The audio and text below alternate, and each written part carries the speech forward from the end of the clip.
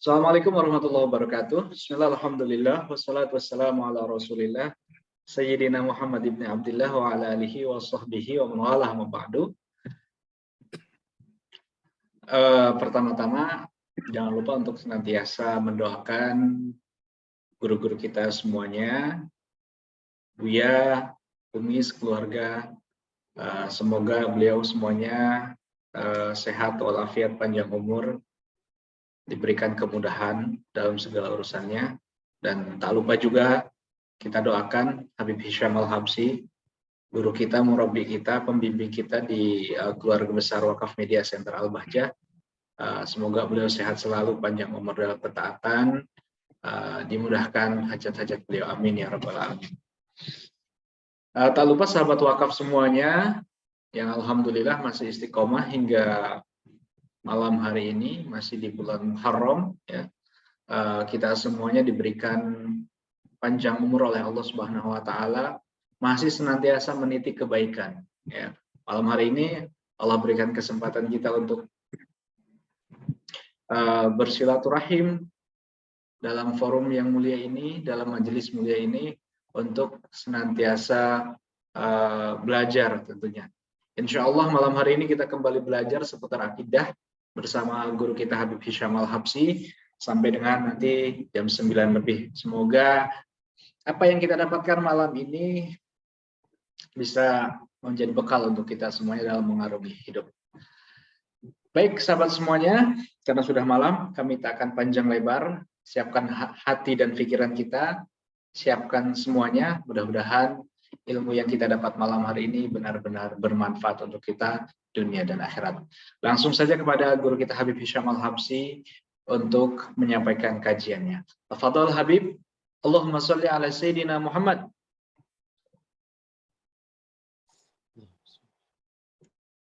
Assalamualaikum warahmatullahi ta'ala wabarakatuh. Alhamdulillahil qawi sultanuhu al-wadih burhanuhu al-mabsut fi wujudihi karamuhu wa ihsanuhu.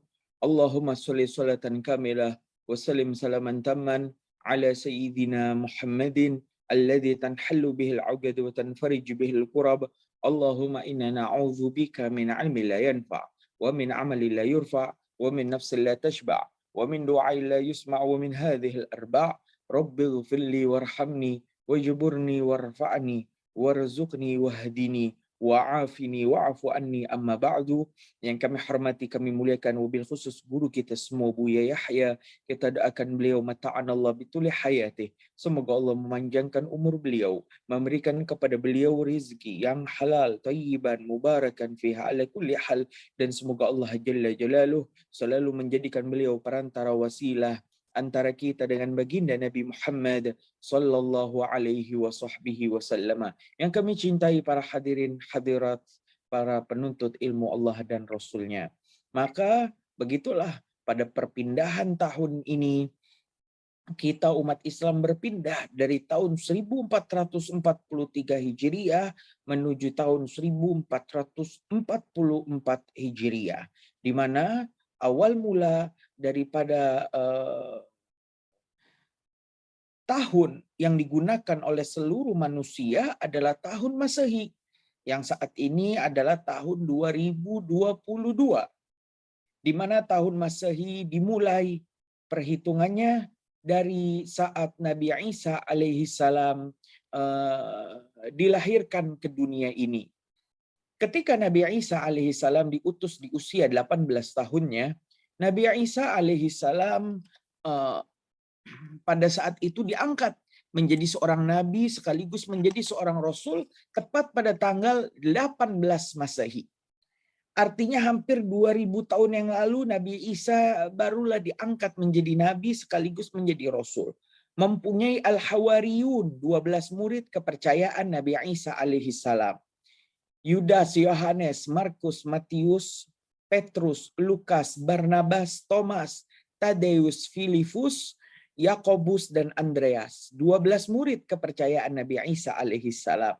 Yudas berkhianat kepada gurunya, melaporkan persembunyian Nabi Isa kepada pendeta-pendeta Yahudi yang kita telah ketahui dalam kajian 2 minggu yang lalu. Di antara sifat yang paling dibenci oleh Allah terhadap orang Yahudi adalah seperti yang disebutkan di dalam Al-Quran, yaqtuluna anbiya'ihim wa yastahyuna nisa'ahum. Mereka terbiasa membunuh para nabi mereka.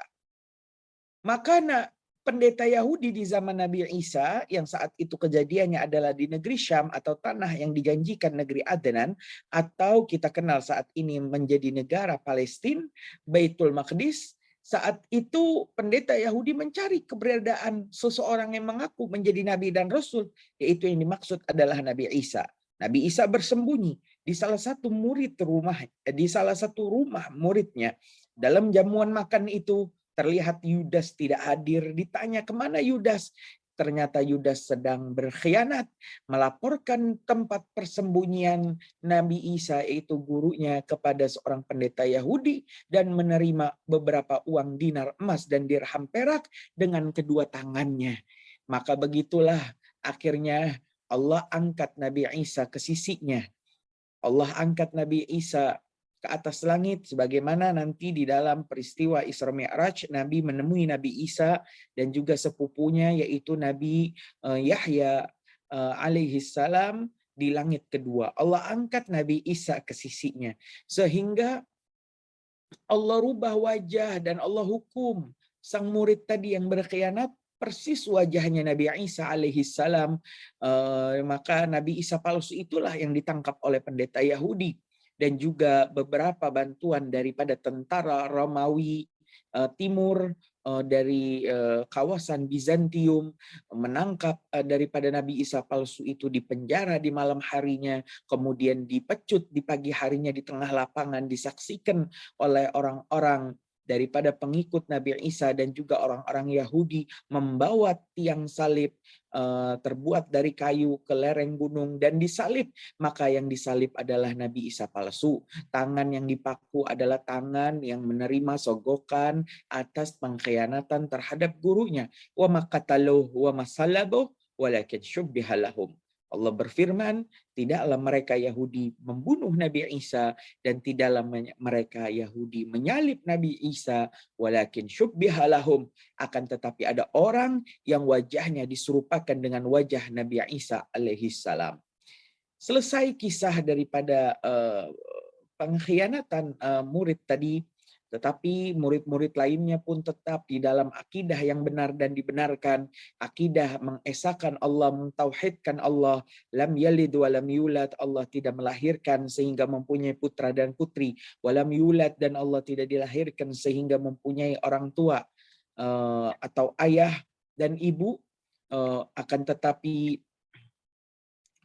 saat itu 11 murid lainnya berdakwah ke daerah-daerah lainnya, dan saat itu setiap kali murid Nabi Isa masuk ke sebuah daerah maka langsung dapat berbicara dan mampu atas izin Allah bercakap-cakap dengan bahasa di daerah yang ia masuk di dalamnya.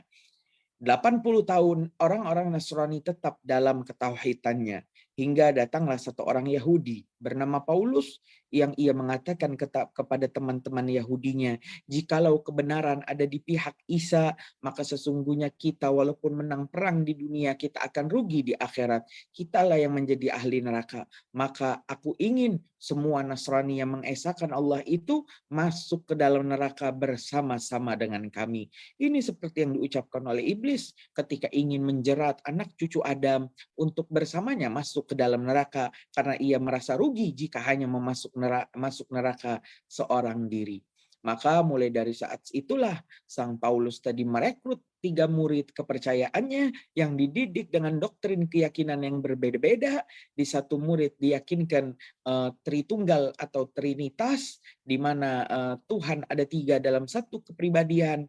Di lain murid diajarkan Yesus adalah Tuhan, Yesus adalah Allah, dan Allah juga adalah Yesus. Di lain murid diajarkan sebagaimana disebutkan di dalam Injil Perjanjian Baru, awalnya adalah firman, kemudian firman itu bersama-sama dengan Allah dan firman itu adalah Allah.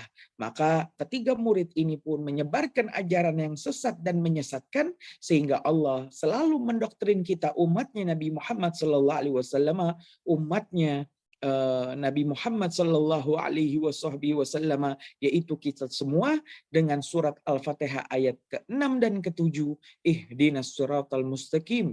Ya Allah, tunjukkan kepada kami jalan orang-orang yang lurus, siratal ladzina an'amta alaihim, yaitu jalan orang-orang yang Engkau berikan nikmat kepada mereka ya Allah, ghairil maghdub alaihim, bukan jalannya orang-orang yang dimurkai olehmu ya Allah. Siapa orang-orang yang dimurkai oleh Allah? Yaitu orang-orang Yahudi, waladhdallin, dan juga ya Allah jangan tunjukkan kepada kami ad-dallin, jalan daripada orang-orang yang sesat, yaitu orang-orang Nasrani. Maka poin kita adalah tahun yang digunakan mulai Nabi Isa lahir hingga Nabi Isa diangkat, ya, hingga nanti kelahiran Nabi Muhammad adalah tahun yang disebut dengan tahun Masehi, hingga masuklah tahun di mana di situ akan lahir seorang Nabi Muntazar, Nabi yang ditunggu-tunggu, Nabi akhir zaman, yaitu Nabi kita Muhammad sallallahu alaihi wasallam. Ketika Siti Aminah sedang mengandung Nabi Muhammad, Sayyid Abdullah pun berpamitan untuk berdagang ke negeri Syam di musim panas. Saat itu untuk melakukan mencari nafkah karena telah menjadi seorang suami walaupun di usia mudanya 18 tahun. Maka ayah Nabi itu dalam perjalanan sakit dan wafat, hingga kelak nanti nantinya Nabi Muhammad akan lahir dalam keadaan yatim. Ketika sedang mengandung terjadilah peristiwa yang luar biasa yang diabadikan oleh Allah Subhanahu wa taala di dalam Al-Qur'an, di dalam Al-Qur'an, alam tara kaifa fa'ala rabbuka bi ashabil fil alam yaj'al kaidahum fi tadlil wa arsala 'alaihim tayran ababil tarmihim bihijaratin min sijil faja'alahum ka'asfim ma'kul. Alam tara, tidakkah kamu melihatnya Muhammad, bagaimana Tuhanmu Allah berbuat terhadap mereka tentara bergajah? Tidakkah Allah jadikan tipu daya mereka dalam kesesatan, dan Allah kirimkan kepada mereka burung-burung ababil yang melempari mereka dengan batu-batu yang tertulis nama mereka, faja'alahum ka'asfim ma'kul, maka batu yang dilemparkan burung ababil itu menjadikan badan-badan tentara Abraha bagaikan daun-daun yang dimakan ulat. Daunnya pun bolong, semuanya hancur karena akibat batu panas yang dibawa oleh burung ababil. Allah melindungi rumahnya, Allah melindungi Baitullah, Allah melindungi Ka'bahnya, dan Allah juga sehakikatnya melindungi Nabi Muhammad SAW yang saat itu berada di rahim suci Siti Aminah Al-Marwadiyah.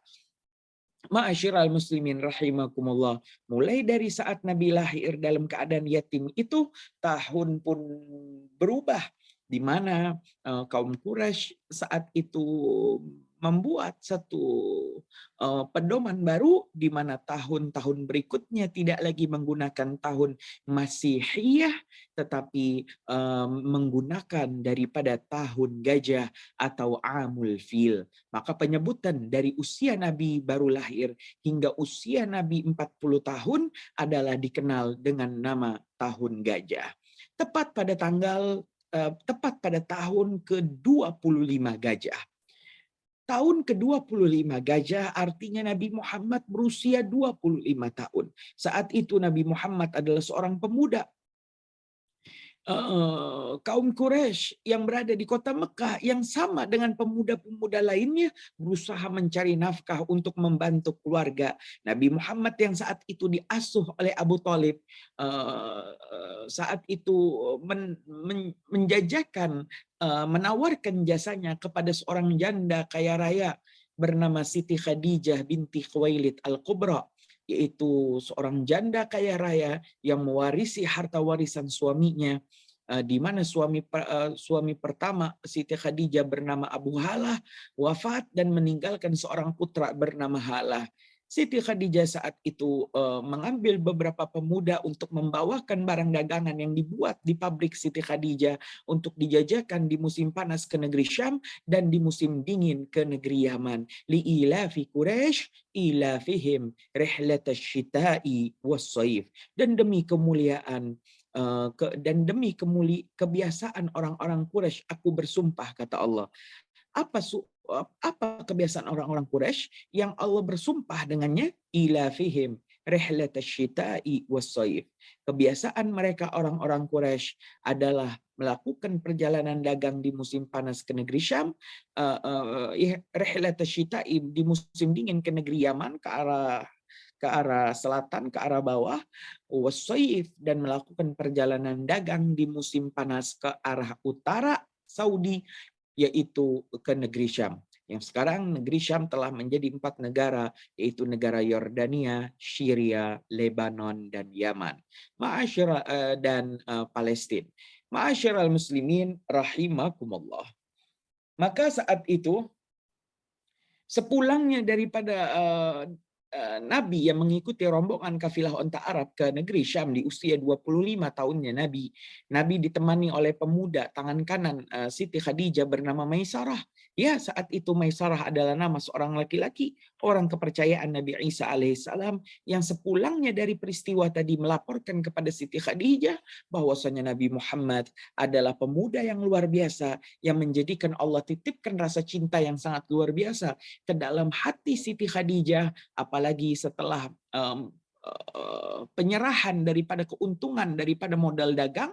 Nabi Muhammad saat itu menyerahkan keuntungan 1 kantung kepada Nyonya Khadijah, dan juga menyerahkan 1 kantung modal kepada Nyonya Khadijah, di mana yang hanya dikembalikan adalah modal sesuai yang disepakati, tetapi Nabi menyerahkan keuntungan dan memberikan keputusan berapa jasa yang akan diberikan oleh Siti Khadijah terhadap pekerjaan yang diperbuat oleh diri Nabi Muhammad sallallahu alaihi wasallam.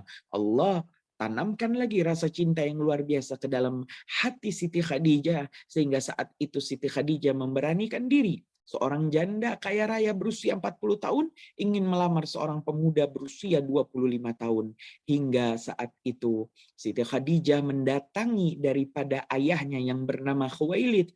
Khuwailid pun mendatangi rumah Abu Talib, dan Abu Talib bercakap-cakap dengan diri Nabi Muhammad SAW. Lamaran saat itu pun diterima, dan terjadilah pernikahan yang luar biasa.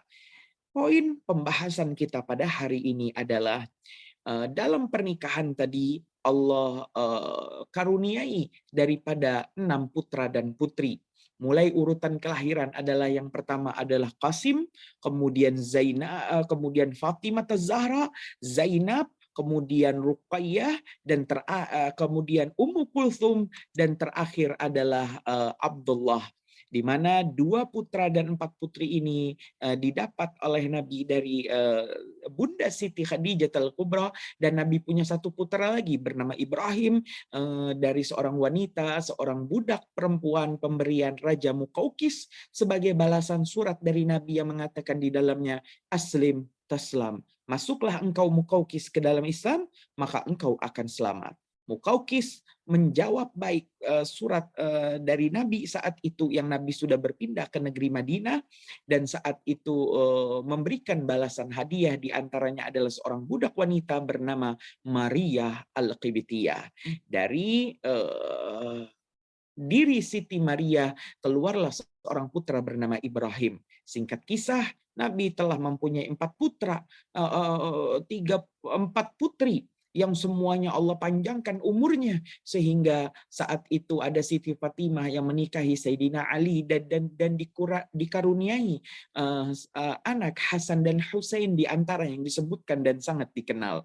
Kemudian di situ juga ada Siti Zainab yang menikahi salah satu sahabat Nabi. Kemudian di situ juga ada Ruqayyah yang menjadi istri pertama Sayyidina Utsman setelah sakit dan wafat. Rasulullah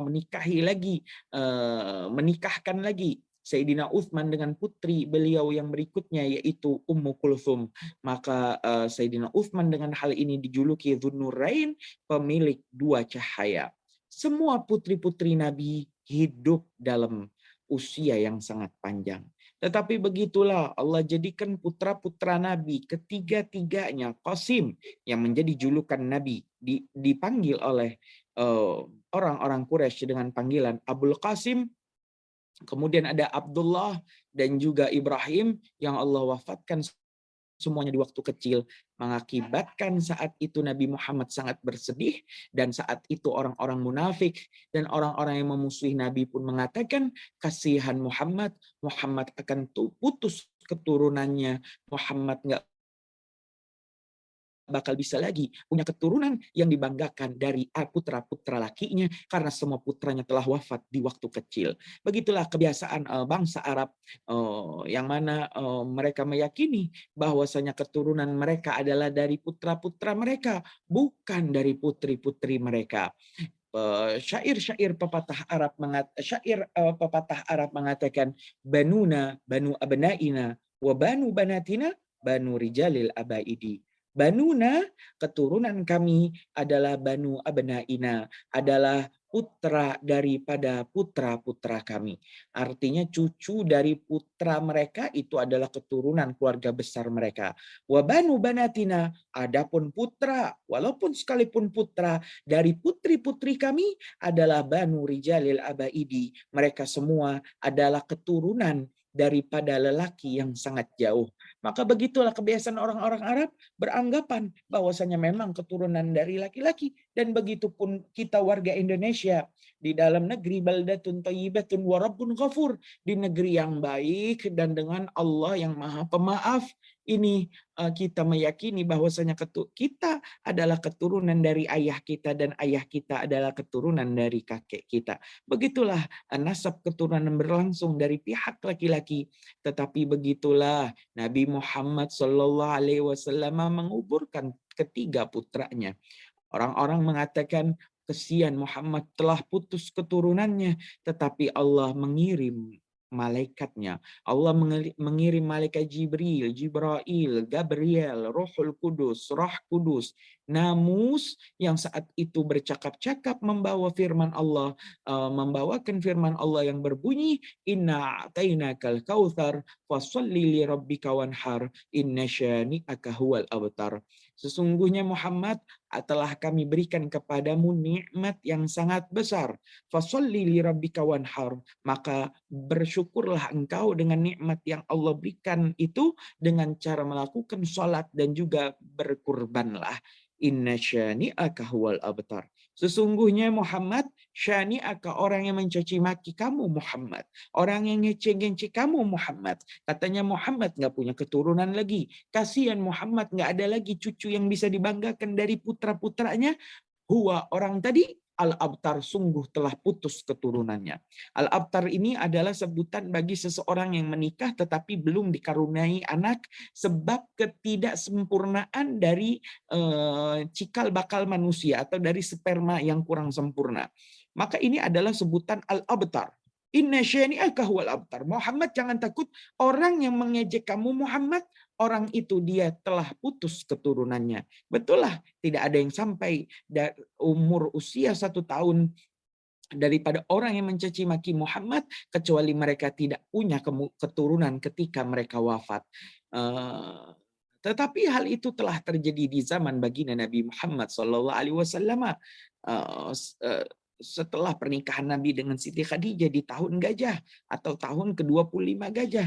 Tetapi hal ini berlanjut ke zaman ini di mana ada beberapa daripada golongan yang menyatakan bahwasanya para habaib, para syarifah itu bukan keturunan Nabi, mereka hanya mengaku-ngaku saja, mereka percaya bahwasanya keturunan dari pihak laki-laki dan mustahil para habaib dan syarifah yang tersebar di Indonesia atau di luar negeri itu adalah keturunan Nabi. Seakan-akan mereka menolak dan mengulangi apa yang dilakukan oleh musuh baginda Nabi pada saat itu. Mereka lupa dengan tafsir ayat ketiga surat Al-Kautsar, sesungguhnya kejadian tentang penolakan dan pendustaan terhadap keturunan Nabi telah mengakibatkan orang-orang tadi langsung dihukum oleh Allah Subhanahu wa taala. Iya, dalam satu lembaga bernama Robitoh Alawiyah di Indonesia yang mengurusi mengenai nasab para habaib. maka akan disebutkan di situ Fulan bin Fulan, Habib Fulan bin Fulan, Habib Hisham bin Alwi bin Muhammad bin Ali bin Muhammad, terus sampai nanti Ali Zainal Abidin bin Husain, Husain bin Ali, Ali bin Abi Talib, Abi Talib bin Abdul Muttalib bin Hashim bin Abdul Manaf bin Qusay bin Kilab bin Murrah bin Ma'ad. Terus mereka bercakap-cakap mana Rasulullahnya. Mana Rasulullahnya? Karena Ali Zainal Abidin adalah putra Husain, Husain putranya Ali, Ali putranya Abu Talib, Abu Talib sampai wafat belum mengucapkan syahadat, Abu Talib putranya Abdul Muttalib, Abdul Muttalib putranya Hashim, mana Rasulullahnya? Maka mereka bukan keturunannya Nabi, tapi mereka para habaib itu adalah keturunan daripada Abu Talib yang sejarah mencatat dan memang demikian tidak mengucapkan 2 kalimat syahadat hingga wafatnya. Maka hal ini menjadikan sebagian umat Islam mengikuti aliran semacam ini. Maka ketahuilah bahwasanya khususiat bagi Nabi, bahwasanya keturunannya bukan dari putra-putranya, tetapi adalah dari putrinya, yaitu Siti Fatimah Az-Zahra Al-Batul yang menikahi Sayyidina Ali. Dalam nasab Robito Alawiyah, para habaib sampai kepada Ali Zainal Abidin bin Husain, Husain bin Ali bin Abi Talib, yang mana Ali bin Abi Talib adalah suaminya Fatimah Az-Zahra Al-Batul binti Rasulillah sallallahu alaihi wasallam. Nabi mengatakan, keturunanku adalah khusus, Fatimah bid'atun minni, Fatimah adalah bagian daripada diriku, man ahabbaha faqad ahabbani, barang siapa yang cinta kepada Fatimah maka dia cinta kepadaku, wa man aghbadaha faqad aghbadha, barang siapa yang dia murka kepada Fatimah maka sungguh dia telah murka kepada diriku. Maka sekali lagi, para habaib yang ada adalah semuanya keturunan baginda Nabi Muhammad sallallahu alaihi wasallam. Ma'asyiral muslimin rahimakumullah. Maka begitulah hingga Nabi sering berkhalwat di Gua Hira. Di usia 40 tahun, 4 tahun ke 40 gajah, Nabi sering berkhalwat di Gua Hira. Nabi beribadah dengan tata cara ibadah kakek moyangnya, yaitu Nabi Ibrahim alaihissalam. Karena sholat belum diperintahkan, masih 12 tahun lagi Nabi Isra Mi'raj dan mendapatkan perintah salat. Nabi saat itu beribadah dengan tata cara ibadah kakek moyangnya, yaitu Nabi Ibrahim alaihissalam. Hingga malam itu Nabi didatangi malaikat Jibril yang memberikan wahyu dan mengangkat Nabi menjadi nabi sekaligus menjadi seorang rasul, dan mulai saat itulah penanggalan Islam pun berubah. Yang tadinya tahun Al-Masihiyah atau tahun Masehi berubah ketika Nabi lahir menjadi tahun gajah, dan ketika Nabi diangkat menjadi nabi dan rasul di usia 40 tahun berubah lagi menjadi tahun kenabian. Tahun kenabian berlangsung selama 13 tahun lamanya, yaitu 13 periode dakwah Nabi di Mekah, baik bersembunyi atau terang-terangan, di mana Nabi dari usia 40 hingga usia 43 tahun Nabi dakwah sembunyi-sembunyi sehingga mengumpulkan 73 orang yang dalam sejarah dikenal dengan nama As-Sabiqunal Awwalun, yaitu orang-orang yang pertama kali memeluk agama Islam, hingga Nabi mendapat perintah daripada Allah, fasda bima tu'mar wa'arid anil musyrikin, dan Muhammad, terang-teranganlah engkau dengan apa yang Allah perintahkan kepadamu, wa'arid anil musyrikin, dan berpalinglah engkau daripada orang-orang musyrik. Maka saat itu Nabi mulai dakwah terang-terangan di Mekah 10 tahun lamanya, hingga akhirnya 13 tahun kemudian setelah berdakwah di Mekah, Nabi hijrah dari Mekah ke Madinah. Tepat pada tahun 13 kenabian, Nabi hijrah dari Mekah Al-Mukarramah menuju Yathrib Madinah Al-Munawwarah di usia Nabi 53 tahun. Setelah Nabi memasuki Madinah, maka tahun pun berganti dari tahun kenabian yang berlangsung selama 13 tahun menjadi tahun Hijriyah, yang mana kita sekarang sudah memasuki daripada tahun ke 1444 Hijriyah. Ma'asyiral muslimin rahimakumullah. Tahun Hijriyah tidak dihitung dari lahirnya Nabi. Bahkan tidak dihitung dari nabi menjadi nabi dan rasul, tetapi dihitung dimulai dari nabi hijrah dari Mekah ke Madinah, yang mana pada saat itu kaum Quraisy dan juga kaum Ansor telah terbiasa bangsa Arab ini menggunakan nama-nama bulan yang telah yang telah mereka ketahui selama ini, yaitu Muharram, Safar, Rabiul Awal, Rabiul Akhir, Jumadil Awal, Jumadil Akhir, Rajab, Sya'ban, Ramadan, Syawal, Dzulqa'dah, dan Dzulhijjah. Maka 12 bulan inilah yang akhirnya menjadi patokan daripada hijrahnya Nabi. Walaupun sejarah mencatat hijrah Nabi adalah di bulan Rabiul Awal, bukan di bulan Muharram, tetapi karena kebiasaan yang telah terjadi daripada penyebutan bulan tadi, maka tahun Hijriyah dimulai dari tahun di mana bukan bulan ya, dimulai dari tahun, bukan bulan, tapi dimulai dari tahun di mana Nabi Muhammad SAW hijrah di tahun tersebut. Ma'asyiral muslimin rahimakumullah. Seperti yang telah kita kenal, di mana sesungguhnya tahun Al-Masihiyah, yaitu tahun periode pertama, itu disebut tahun Masehi karena berkaitan dengan Nabi Isa Al-Masih, Al-Masihiyah, itu dihitung adalah dari perputaran bumi terhadap matahari. Di mana ketika bumi berevolusi memutari matahari, maka kembali lagi ke jalur pertama adalah tepat pada hari yang ke-365 hari. 365 hari bumi memutari matahari. Dalam surat Yasin, Allah Subhanahu wa taala menebak salah satu perspektif kita. Di mana surat Yasin Allah Subhanahu wa taala berfirman, "Wasyamsu tajri limustaqarril laha, dzalika taqdirul azizil alim." Wasyamsu, dan matahari, tajri, ia berjalan, dia mengalir, wasyamsu tajri limustaqarril laha, dan matahari itu mengalir dan dia berputar sesuai dengan yang telah ditetapkan. Dzalika taqdirul azizil alim, maka itu adalah ketetapan daripada Allah yang maha mulia dan maha mengetahui. Ayat ini adalah dari perspektif kita manusia. Karena dulu sebelum ditemukannya teknologi, kita tidak mengetahui bahwa kenyataannya bumi yang memutari matahari. Kita hanya membayangkan, dan menurut perspektif kita adalah bumi, matahari lah yang memutari bumi, sebab kita melihat dari matahari tadi terbit dari arah timur dan tenggelam di arah barat. Maka kita menyangka setiap hari matahari yang memutari bumi, dan pada kenyataannya ayat surat Yasin tadi hanya menjelaskan tentang perspektif kita manusia yang kita tidak mengetahui apa-apa. Wa khuliqal insanu dha'ifa, dan manusia itu diciptakan oleh Allah Subhanahu wa taala dalam keadaan lemah, dan setelah muncul ilmu teknologi barulah kita memahami bumilah yang berevolusi terhadap matahari.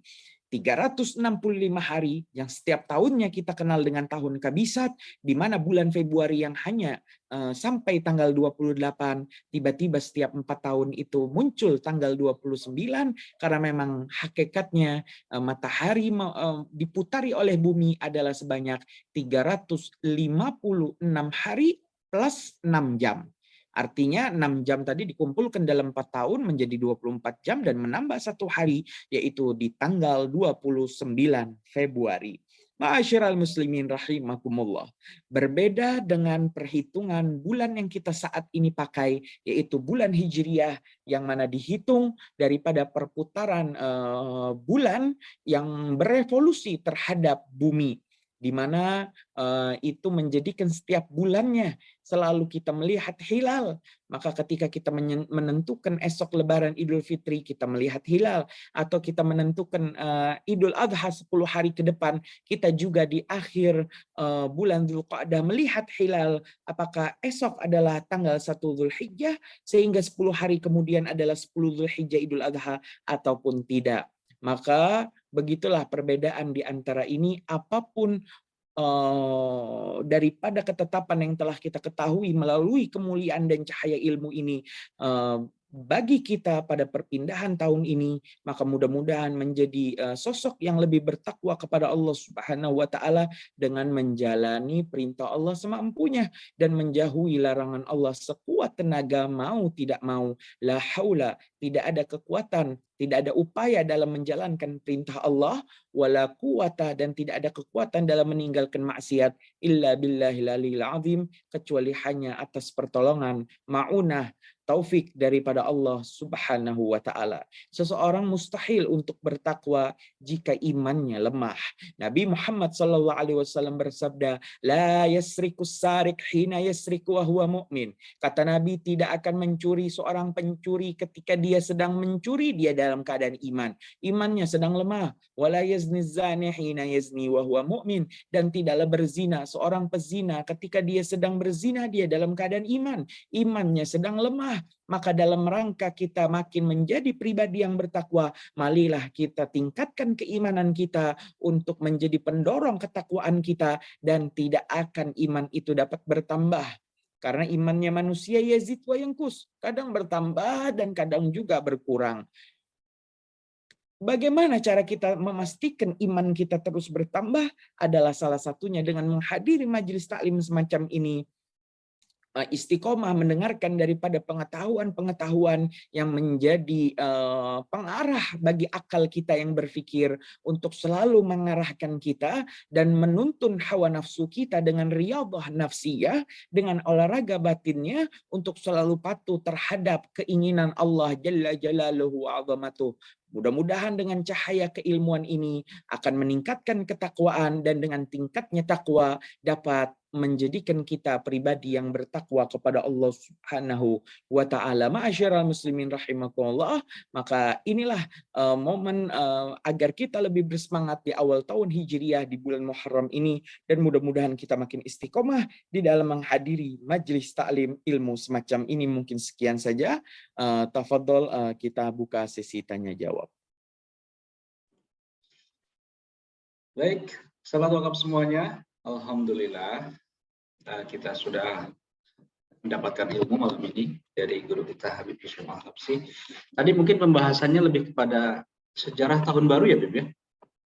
Marhaba. Tahun baru Hijriah. Baik, sahabat malam semuanya, sebelum nanti kami berikan kesempatan Anda untuk bertanya secara langsung, kami sudah siapkan beberapa pertanyaan untuk kita angkat malam hari ini.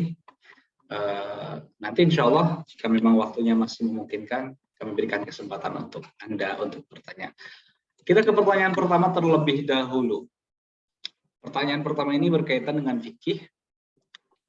Assalamualaikum warahmatullahi wabarakatuh. Allahumma sholli ala sayyidina Muhammad. Allahumma sholli wa sallim wa barik alaihi wa ala alihi washabbihi. Habib izin bertanya mengenai sholat Jumat. Apakah orang yang bermukim kurang dari 3 hari dianjurkan sholat zuhur atau tetap sholat Jumat? Dan apakah sholat Jumat harus di kampung sendiri, Habib? Ya, maka begitulah. Setelah kita mengetahui bahwasanya melakukan perjalanan itu adalah suatu kegiatan di mana sangat menguras tenaga seseorang, pikiran, dan juga menjadikan seseorang lemah.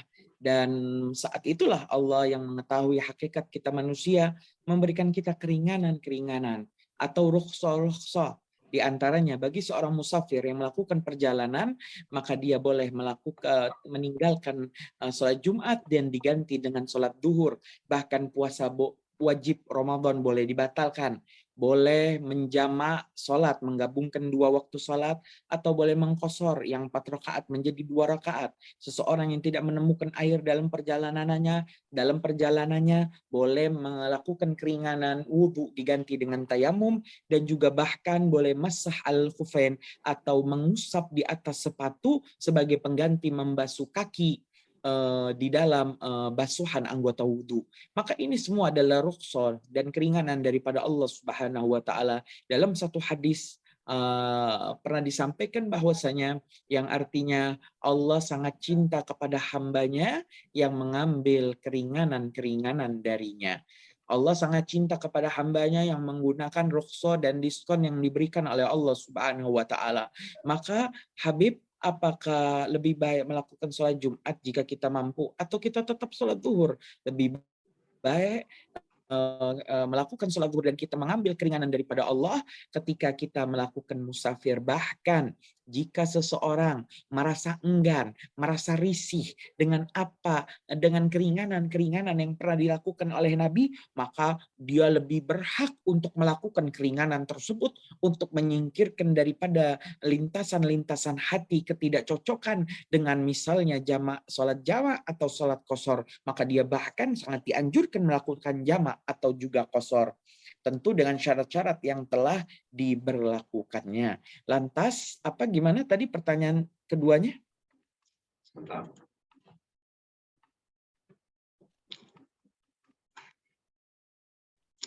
Pertanyaan keduanya, apakah orang yang bermukim kurang dari 3 hari dianjurkan sholat zuhur atau tetap sholat Jumat? Dan apakah sholat Jumat harus di kampung sendiri?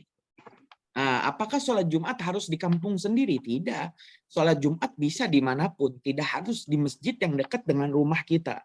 Ya, jadi sholat Jumat bebas. Yang dibahas mungkin ini pertanyaan untuk Ustadz Rosyad ya, lebih tepatnya, karena ngebahas tentang sholat Jumat.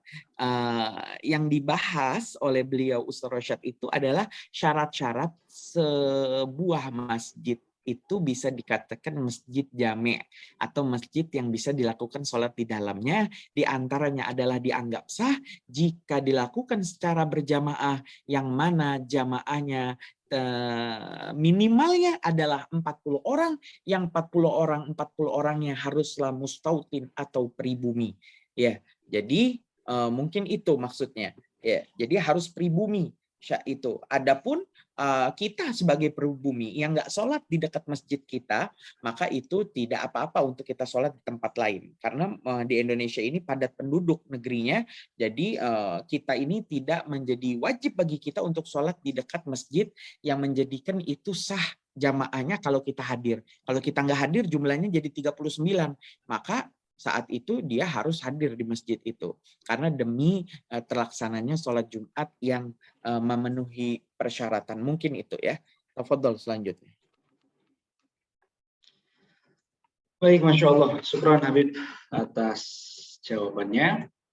Pertanyaan kedua ini masih sama, pembahasannya berkaitan dengan sholat Jumat juga. Assalamualaikum warahmatullahi wabarakatuh. Allahumma sholli ala sayyidina Muhammad, Allahumma sholli wa barik alaihi. Bagaimanakah kita mengetahui sudah safar hingga 80 km? Apalagi dulu itu belum ada Google Maps, Habib. Bagaimanakah juga kita tahu bahwa sholat Jumat kita paling awal selesainya dengan daerah lain, maksudnya ya. Sehingga kita yakin sholat Jumat kita itu sah.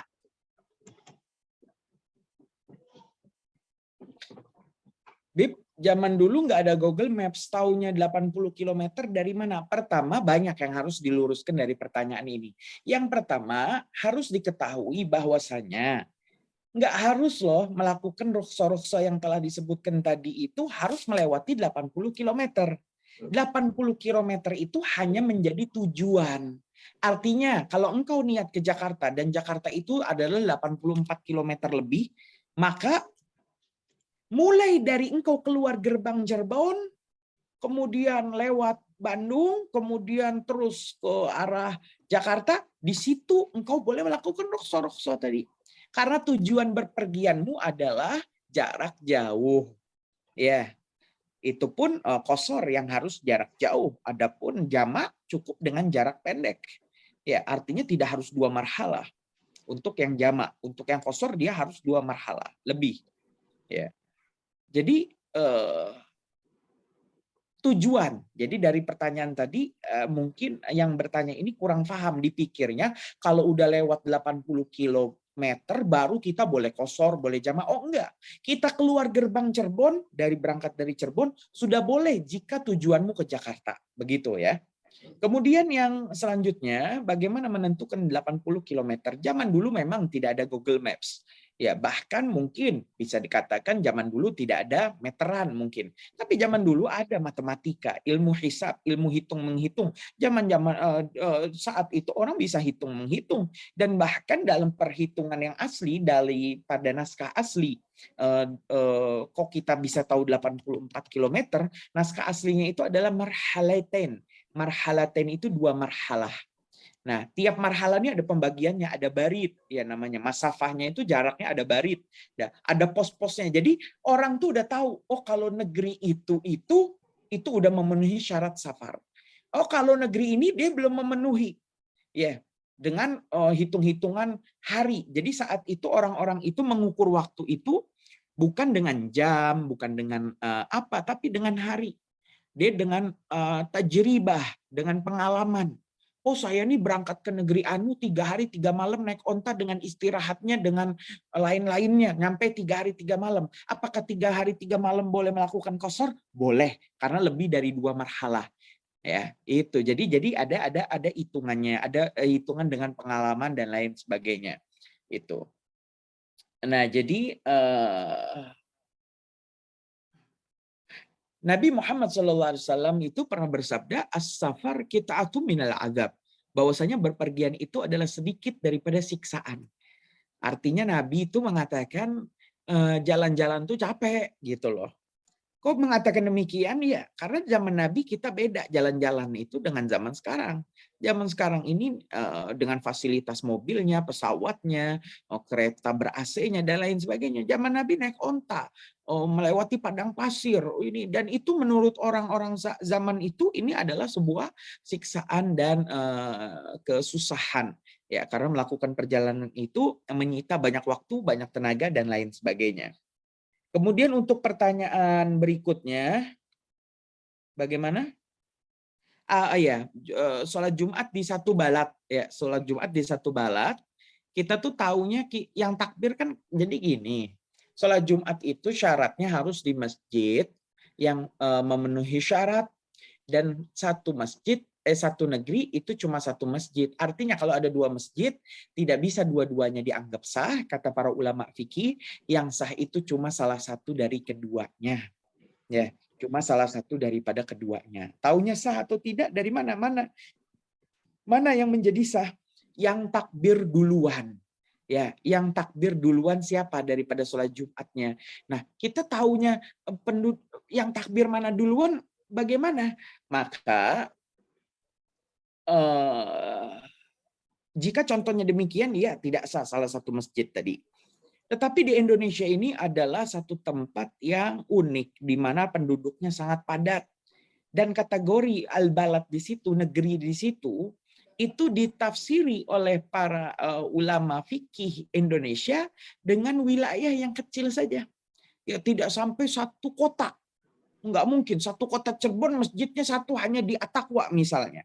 Jadi yang tidak sholatnya di Atakwa tidak sah, bukan. Ternyata ruang lingkupnya lebih kecil, dia lebih kecil daripada camat, lebih kecil daripada lurah, ya lebih kecil daripada itu. Di mana disitulah baru satu masjid saja bisa berlaku. Bahkan ada yang mengatakan nama beda nama jalan rayanya, karena jalan itu ada jalan Atorik, ya jalan Atorik, ada Zukok, ada gang kecil, ada jalan raya. Selama satu jalan raya itu hanya satu masjid jameknya, maka sholatnya di tempat tersebut. Bahkan masjid jamek yang sudah tidak menyanggupi lagi untuk menampung jamaah karena masjidnya kecil, belum ada perluasan, dan di daerah tersebut penduduknya sangat padat, maka masjid-masjid di sekitarnya bisa naik status loh menjadi masjid jamek, sehingga di satu tempat itu ada 2 masjid jamek yang dua-duanya sah. Mengapa? Karena masjid jamek yang lainnya tidak muat lagi untuk menampung jamaah, ya. Maka begitulah penyebutannya. Nah, masjid itu adalah yang tanahnya wakaf. Adapun musola tanahnya bukan tanah wakaf. Ya, dia masih atas nama seseorang pribadi. Dia musola namanya. Mau langgar, mau tajuk, ya di situ nggak berlaku hukum etikaf. Kemudian orang wanita haid juga boleh duduk di dalam musola dan lain sebagainya. Adapun masjid adalah yang tanahnya wakaf, dan masjid jami adalah yang memenuhi daripada syarat-syarat didirikannya sholat Jumat. Maka mudah-mudahan ini menjawab pertanyaan. Jadi mungkin kekurangannya dari wawasan kita mengenai ilmu sholat Jumat, dan mungkin kaget menerima daripada beberapa syarat yang jika ada dua masjid saling berbentuk takut menjadi tidak sah dan kita menjadi was-was. Maka kami pastikan di Indonesia ini banyak dari satu daerah yang masjid jaminya lebih daripada satu atau dua, dan semuanya dianggap sah karena semuanya memenuhi syarat, dan balat itu tidak seluas itu, balat itu kecil, ya lingkupannya kecil. Ya, mungkin menjawab pertanyaan. Baik, alhamdulillah, masya Allah, ilmu baru ya berkaitan dengan sholat Jumat. Yang mungkin kita banyak belum tahu juga perihal ini, kan? Ya, biar nggak salah paham juga menyikapi perihal tata cara pelaksanaan sholat Jumat dalam suatu kampung, mungkin ya kalau zaman sekarang itu. Kita ke pertanyaan selanjutnya, Habib. Kali ini pertanyaan dari anak yang soleh berkaitan dengan bakti kepada orang tua. Pertanyaannya, Assalamualaikum warahmatullahi wabarakatuh. Allahumma sholli ala sayyidina Muhammad, Allahumma sholli wa sallim wa barik alaihi wa ala alihi. Habib, cara berbakti kepada kedua orang tua walaupun cuma beberapa jam. Nah, saya ini kerja pagi dan pulang sore. Saya hanya bisa memberikan sarapan dan mencucikan baju kotornya saja. Apakah yang seperti ini sudah termasuk berbakti kepada orang tua, Habib? Pertanyaan ini tanda bakti. Dia menyiapkan sarapan sebelum kerja, bakti. Dia mencucikan baju mungkin setelah pulang kerja, itu bakti. Bahkan dia memikirkan tentang permasalahan ini dan gelisah, itu juga bakti. Dia kerja dan mencari nafkah, pasti tujuannya untuk memenuhi orang tuanya yang sudah tua dan tidak bisa bangun lagi dari ranjang, itu juga bakti. Intinya yang tahu diri kita adalah kita. Mustahil kita dengan orang tua kita adalah berbuat jahat. Kita harus menjadi orang yang bersyukur dan menyadari bahwasanya kita tidak berada di dunia ini kecuali karena sebab dan akibat dari yang dilakukan oleh orang tua kita. Maka kita harus berbakti kepada mereka. Dan untuk apa kita capek-capek di dunia ini jika kita tidak berbakti kepada kedua orang tua? Raghima anfu, thumma raghima anfu. Rugi, rugi, rugi, kata Nabi. Orang yang menemui kedua orang tuanya dalam masa menemui salah satu atau kedua orang tuanya dalam umur usia panjang, tapi dia nggak masuk surga, rugi, rugi, rugi, kata Nabi. Maka mudah-mudahan kita semua menjadi anak-anak yang soleh dan berbakti kepada kedua orang tua kita. Mungkin menjawab pertanyaan. Marhaba, syukran Habib atas jawabannya. Semoga kita Allah mudahkan untuk berbakti kepada orang tua, ya, terutama yang masih hidup ya. Masih hidup, masya Allah, jangan sampai kita sia-siakan ya, sahabat. Ke pertanyaan keempat, sahabat semuanya. Pertanyaannya seperti ini. Assalamualaikum warahmatullahi wabarakatuh. Allahumma sholli wa sallim wa barik alaihi wa ala alihi. Dari hamba Allah. Apa ini pertanyaan? Kasus kami berawal karena ada salah paham dan kami sudah berulang kali minta maaf. Sementara nomor HP keluarga juga ibu kandungnya sendiri diblokir dan pernah mengabarkan kalau salah satu saudara kandungnya sakaratul maut, sampai meninggalnya pun responnya sangat negatif sampai bilang enak banget minta didoain. Perubahan dia terjadi setelah menikah belasan tahun lalu. Karakternya termasuk istrinya juga sangat sensitif dan sering salah paham, sering cepat berasumsi negatif.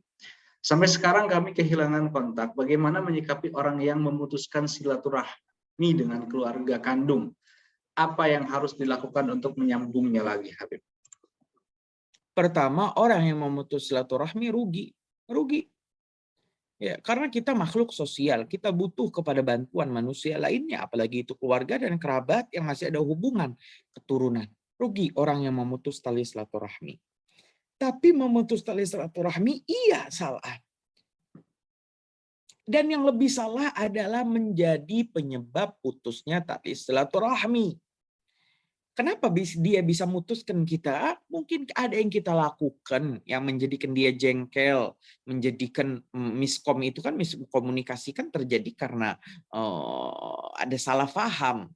ya, yang menjadikan seseorang hatinya jengkel dan lain sebagainya. Mungkin keteledoran atau kebodohan kita dalam berkomunikasi dan lain sebagainya. Maka rugi orang yang memutus tali silaturahmi, dan sadari menjadi penyebab putusnya tali silaturahmi juga itu adalah perbuatan yang salah. Maka untuk kita menjadi seseorang yang tenang dan juga mendapatkan banyak manfaat daripada silaturahmi adalah kita mulai menyambung dengan cara yang pertama tadi yang ditanyakan, dengan cara apa?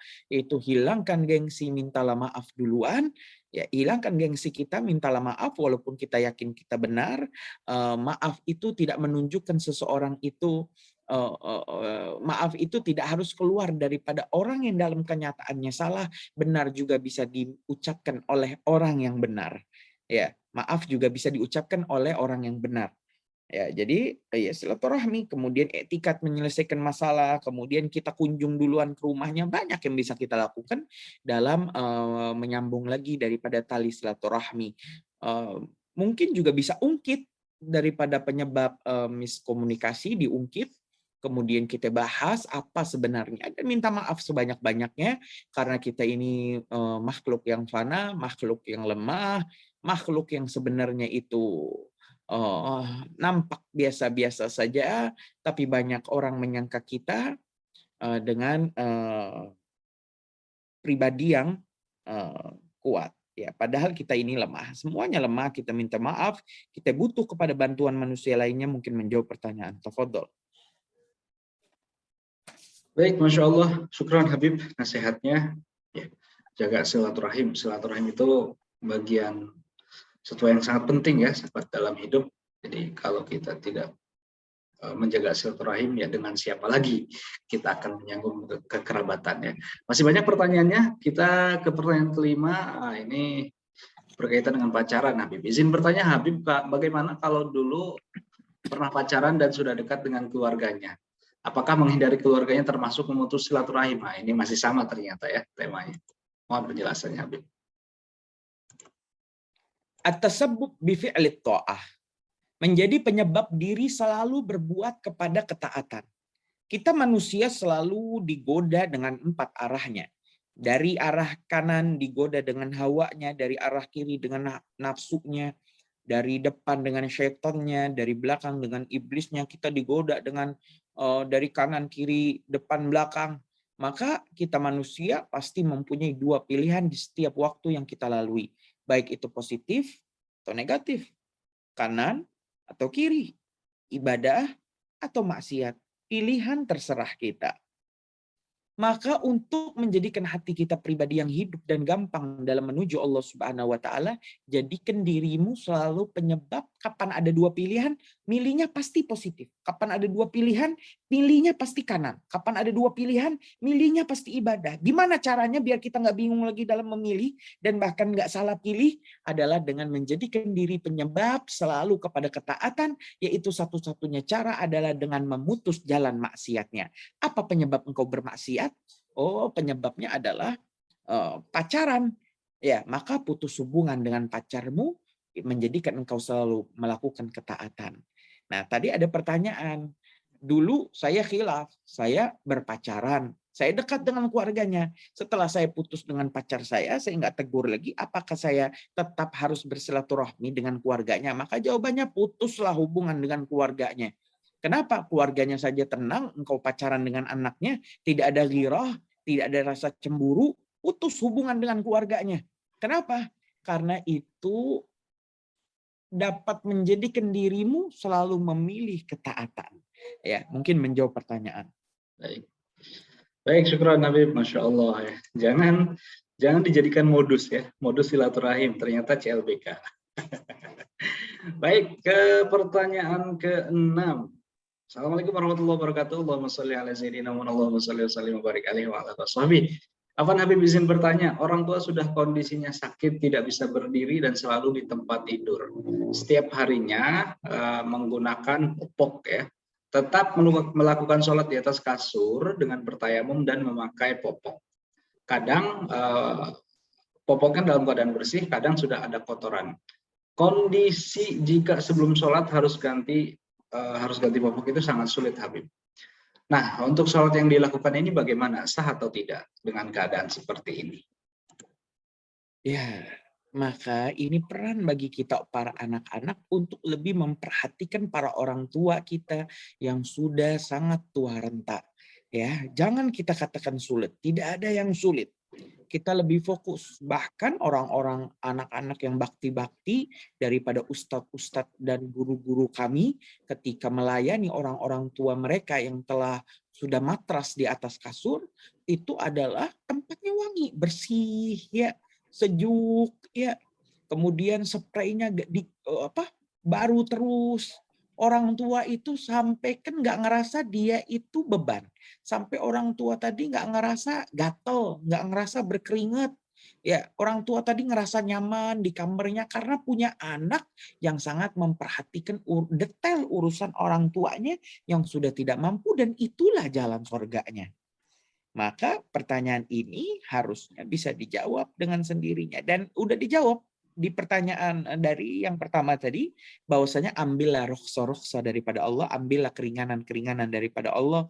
Orang tua kita yang sudah sakit dan tidak mampu untuk melakukan sholat tepat pada waktunya bisa dilakukan dengan cara dijamak takdim atau jamak takdim di awal waktu atau jamak takhir di akhir waktu. Ya, pilihan terserah kita bagi yang mengurusnya. Yang jelas satu kali kita istinjai, kita ganti pampers kotornya, kemudian kita istinjai, kita bersihkan semuanya, bersih. Kita wudukan, setelah kita wudukan, orang tua kita udah seger, baru diminta untuk melakukan sholat. Ya, habis sholat zuhur langsung sholat asar 4 rakaat. Nah, kita itu ada kosong tuh. Misalnya maghrib kita nggak sempet nih buat ngurus orang tua kita, ganti pampers apa. Ya sudah, orang tua sholatnya ditakhir aja ke waktu Isya. Jadi bisa dilakukan nanti di jam 10 atau mungkin nanti di jam 1 malam dan lain sebagainya. Ya, jadi cuma 3 waktu, nanti subuh, zuhur atau asar, maghrib atau Isya. Jadi untuk mengganti pampers dalam sehari itu mungkin hanya 3 kali saja. Dan memang kan pampers harus diganti tiap 3 hari. Ya, itu.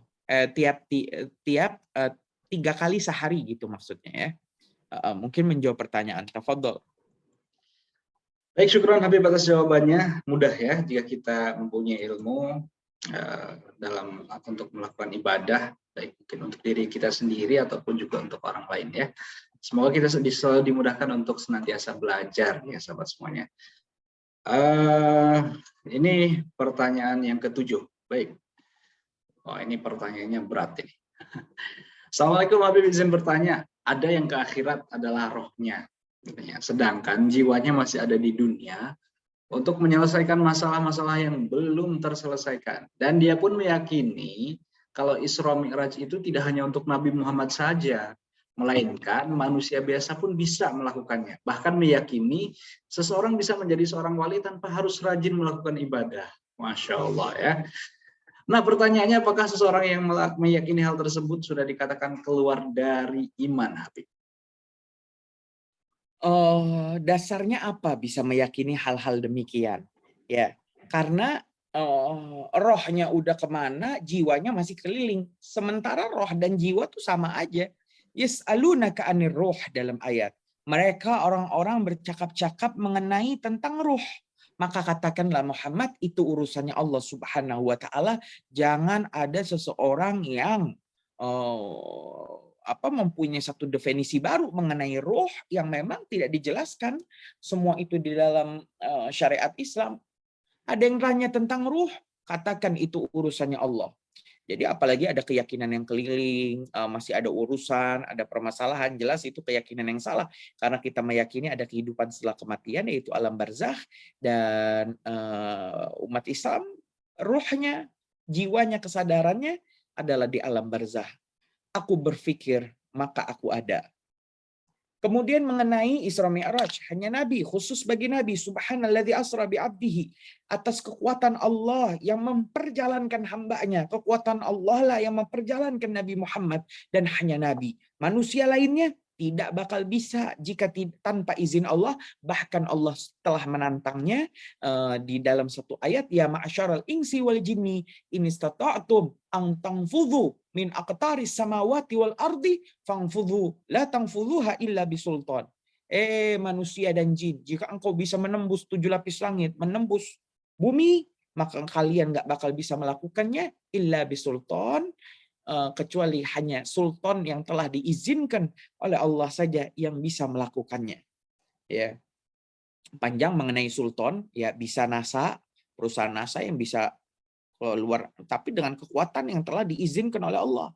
Begitu juga tabung oksigen yang bisa menjadikan seseorang menyelam dalam kedalaman atau kapal selam dan lain sebagainya, itu maksud daripada sultan yang dimaksudkan oleh Allah. Jadi manusia janganlah aneh-aneh, sudah tempat kita adalah di muka bumi. Kemudian keyakinan bahwasanya wali bisa menjadi wali tanpa ada riyadhah nafs, mustahil, apalagi meninggalkan ibadah. Maka wali itu harus ditimbang dengan timbangan aturan syariat Islam yang sangat ketat. Baru kita bisa menjadi seseorang wali yang sangat dicintai oleh Allah Subhanahu wa taala. Maka keyakinan-keyakinan barusan itu sangat-sangat tidak mendasar. Mungkin orang yang ditanyakan tadi adalah orang bodoh yang hanya menebak-nebak saja dan biasanya tidak mempunyai guru yang sambung sanadnya kepada baginda Nabi dan mengenai apakah ia telah keluar dari Islam.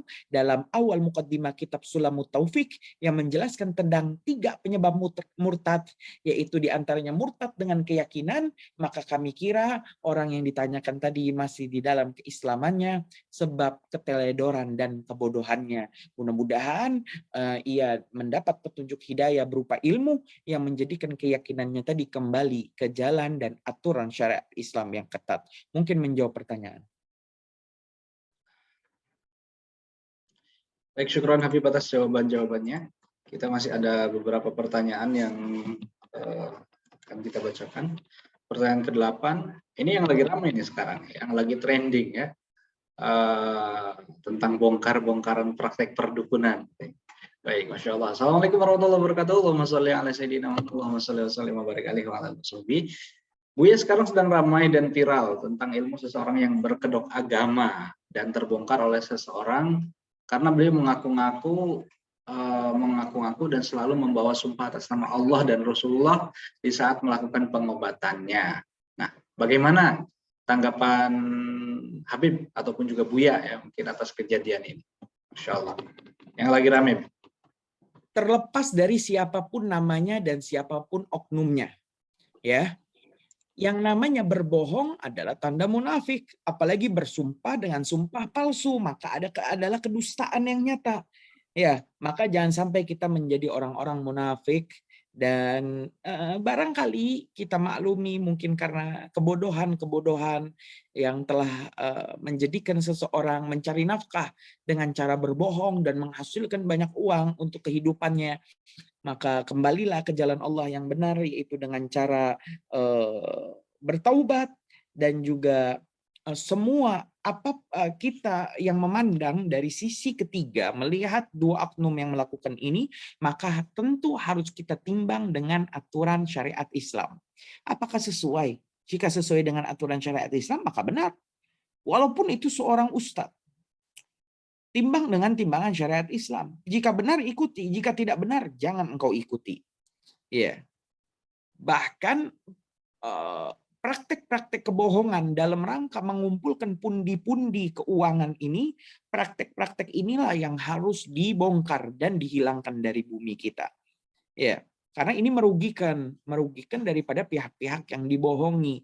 Ya, orang sakit harusnya datang ke dokter atau datang ke ahli tukang pijit misalnya. Pijit itu masih ada yang dia lakukan ya. Tapi dengan hal-hal yang keyakinan yang doktrin yang ditanamkan, maka inilah jelas sesat menyesatkan dan ini tidak dibenarkan. Jadi kapan ada satu tokoh terkenal yang banyak diikuti orang, apa yang harus kita lakukan? Timbang dengan timbangan syariat Islam, dan jika benar kita ikuti, tidak benar kita tinggalkan. Dan janganlah kita menjadi pribadi yang berbohong untuk mencari nafkah di dalamnya, dan itu semua adalah kesalahan karena merugikan pihak lain, mungkin menjawab pertanyaan. Baik, subhanallah, Habib, syukran atas jawabannya. Kita masih punya waktu banyak. Pertanyaan selanjutnya, Assalamualaikum, Habib izin bertanya, apa hukumnya bagi PNS menerima hadiah terima kasih? Secara fikih itu halal, tetapi menurut regulasi hukum itu dilarang. Apakah statusnya menjadi haram bila menerimanya? Bagaimana juga kalau kita berusaha menolak, tapi keadaannya sulit untuk ditolak? Misalnya, jamuan makan malam saat dinas dan sebagainya. Seseorang yang memberikan hadiah kepada kita dengan ada satu tujuan yang menggolimi pihak manapun, maka hukumnya adalah riswah dan sogokan yang haram. Dalam hal ini siapa yang dirugikan? Jelas yang dirugikan adalah atasan si PNS, yang mana pihak lawan atau pihak konsumen membujuk anak buah yang statusnya PNS ini agar mungkin tendernya atau apanya atau daripada ini dipermudah dan tidak dipersulit dan lain sebagainya. Maka yang dirugikan adalah atasan dan nama perusahaan tersebut. Maka jelas memberikan hadiah sebagai jalan pintas, maka jelas ini merugikan dan adalah riswah yang sogokan yang diharamkan. Maka tolak, karena kita harus membela atasan kita dimanapun kita berada, kita membela atasan kita yang menggaji kita tiap bulan itu. Kita harus bela. Jangan malah kita bersekongkol, bersepakat dengan konsumen, dengan satu oknum yang akan merugikan nama lembaga. Kemudian di lain itu, jika kita juga harus menjadi pribadi yang berhusnudzon. Walaupun memang seseorang yang dengan jabatan atau amanat khusus, dia juga harus suudzon. Karena mungkin ada gerak-gerik yang dapat merugikan nama lembaga, dan itu harus disorot. Tapi kita bertingkah laku layaknya orang yang berhusnudzon. Mungkin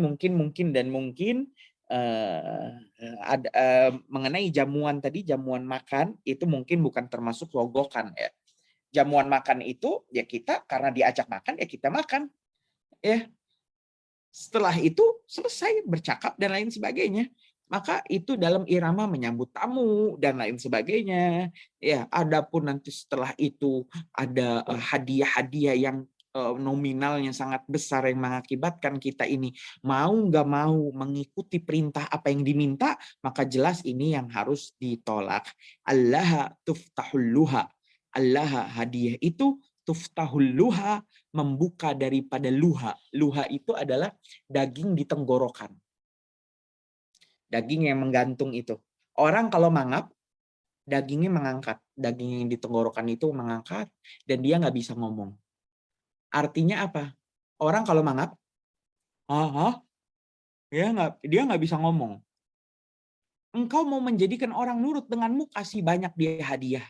Karena hadiah itu menurut pepatah Arab akan membuka, mengangkat si daging, sehingga orang itu akan manut aja, dia mangap aja apapun yang diperintah. Mungkin menjawab pertanyaan. Tafadhol. Baik, syukuran atas jawabannya Habib. Pertanyaan ke-10. Assalamualaikum Habib, izin bertanya, saya pesan barang dan sudah bayar. Tapi sudah 1 bulanan barangnya ini tidak datang, Habib. Bolehkah saya meminta uang yang sudah saya bayarkan itu untuk barang yang tidak datang tersebut, Habib? Mohon penjelasannya. Nah, oleh karena itu, yang namanya jual beli itu kan saling menguntungkan antara penjual dan pembeli.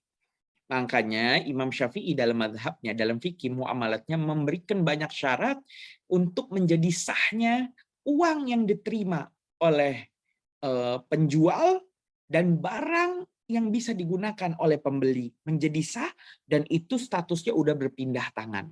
Gimana? Di antara syaratnya harus satu waktu. Ya, harus satu waktu, harus satu tempat, harus melihat barang wujud aslinya.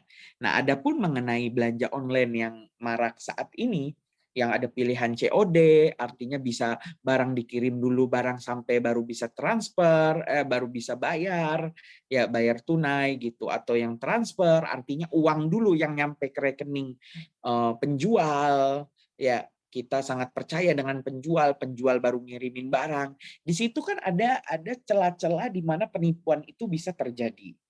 Pertama, orang yang kirim barang dulu baru dibayar.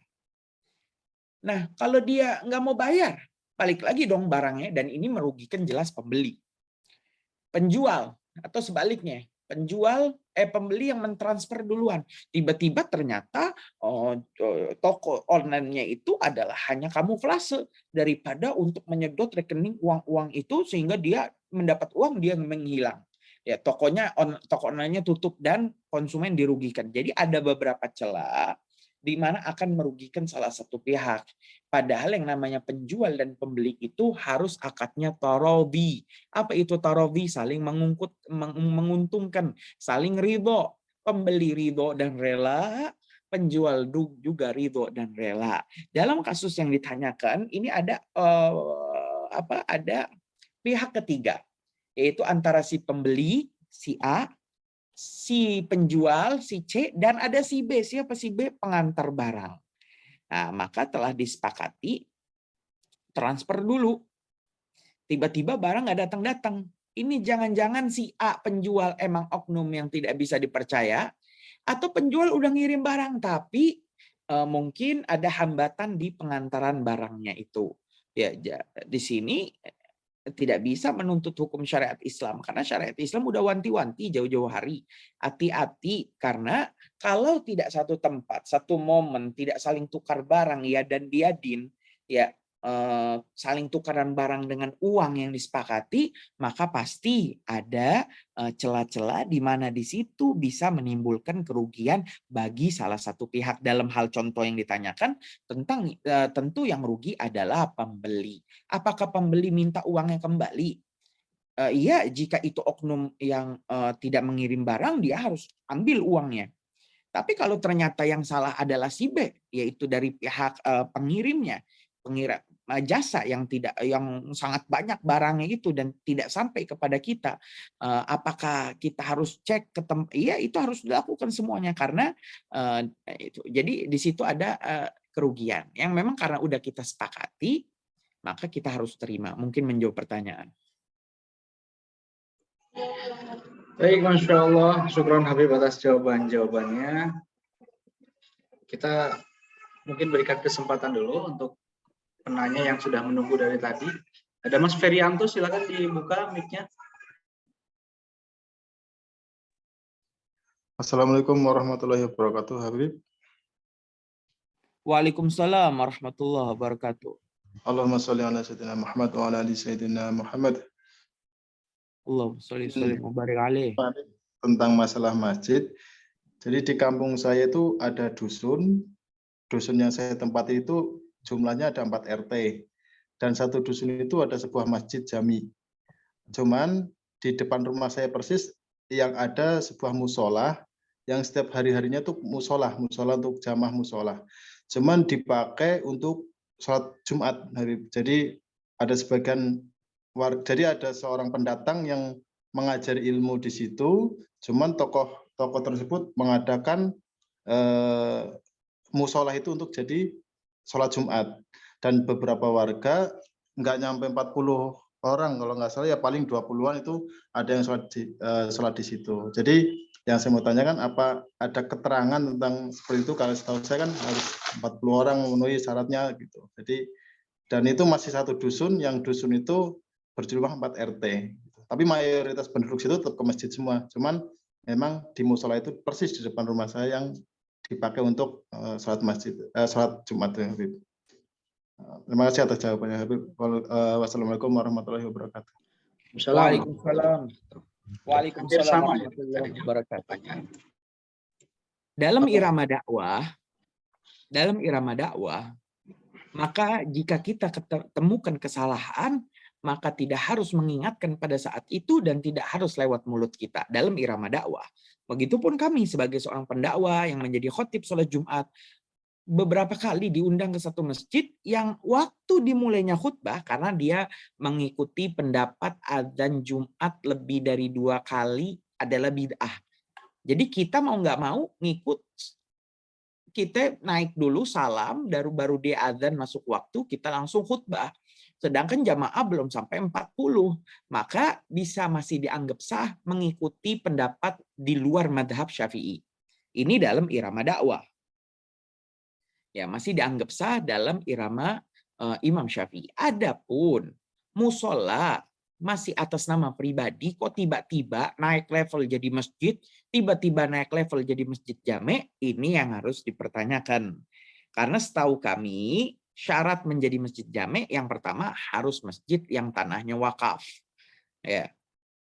Jadi nggak bisa musola dijadikan tempat sholat Jumat, nggak bisa. Apalagi hanya lapangan, apalagi hanya aula seperti yang dilakukan di sholat Idul Adha atau Idul Fitri. Ya, Idul Adha Idul Fitri boleh di halaman satu supermarket atau mall, di halaman parkir ya boleh.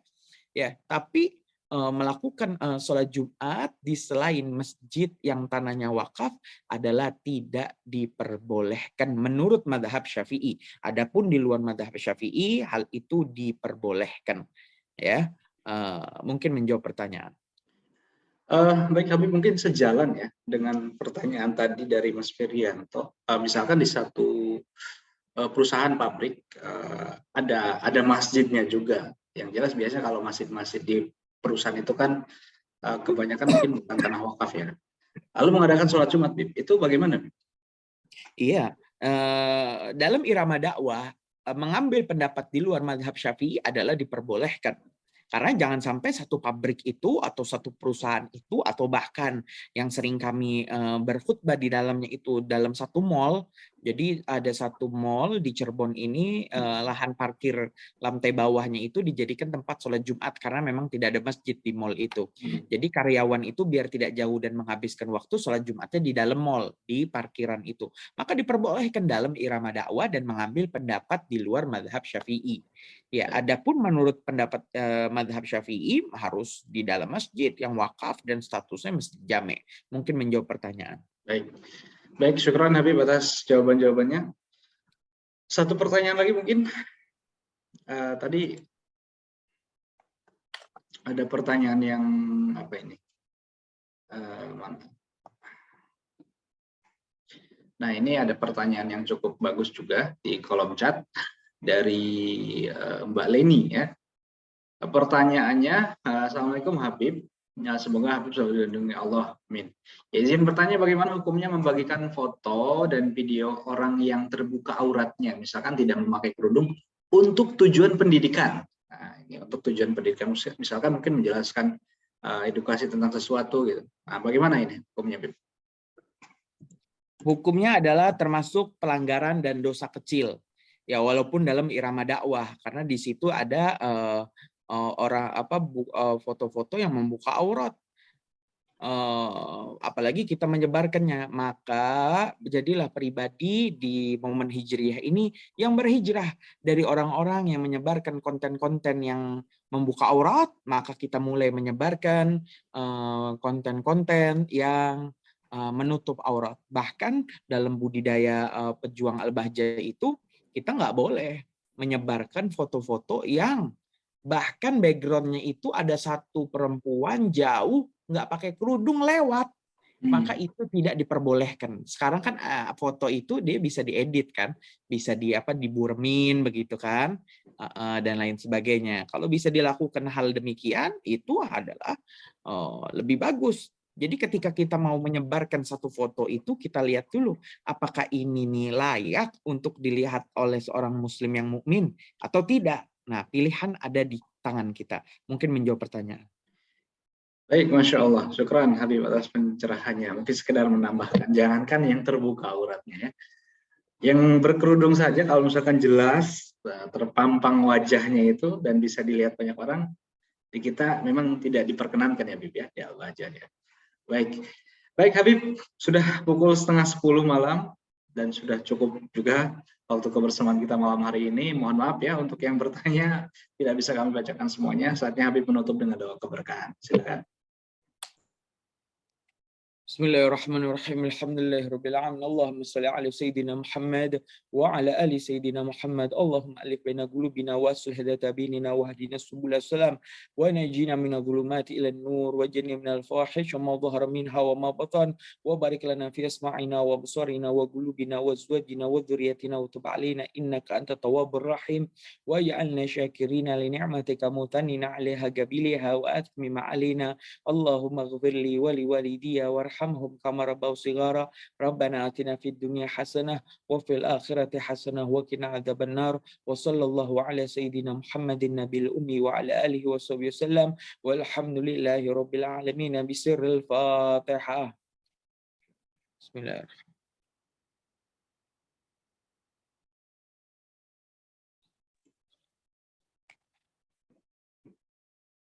Ghairil maghdubi alaihim waladdallin wallahul muwaffiq ila aqwamit thoriq. Wassalamualaikum warahmatullahi taala wabarakatuh. Waalaikumsalam warahmatullahi wabarakatuh. Alhamdulillah. Syukran Habib atas ilmu yang sudah disampaikan untuk malam ini. Semoga kita semuanya mendapatkan keberkahan dan manfaat pastinya. Jangan lupa untuk doakan selalu guru kita Habib Hisham Al-Habsyi, semoga sehat terus, panjang umur, Allah kabul segala hajat-hajat dan cita-cita beliau, khususnya hajat-hajat dakwah beliau ya. Baik, sahabat wakaf semuanya, alhamdulillah lumayan panjang kebersamaan kita malam hari ini sampai dengan jam 9:30 malam ya. Insya Allah kita jumpa kembali lain waktu dan lain kesempatan. Mohon maaf sebelumnya atas kekurangan kesalahan. Mohon maaf sekali mungkin ada beberapa pertanyaan yang tidak bisa kami bacakan malam hari ini karena keterbatasan waktu ya. Insya Allah Anda masih bisa mengajukan pertanyaan di WA Group dan insya Allah semua pertanyaan-pertanyaan Anda akan kami bacakan dalam forum ataupun majelis ini. Saya yang bertugas, mohon pamit undur diri, mohon doa selalu. Kami tutup dengan doa kafaratul majelis. Bismillahirrahmanirrahim. Subhanakallahumma bihamdika asyhadu an la ilaha illa anta astaghfiruka wa atubu ilaik. Assalamualaikum warahmatullahi wabarakatuh. Waalaikumsalam warahmatullahi wabarakatuh.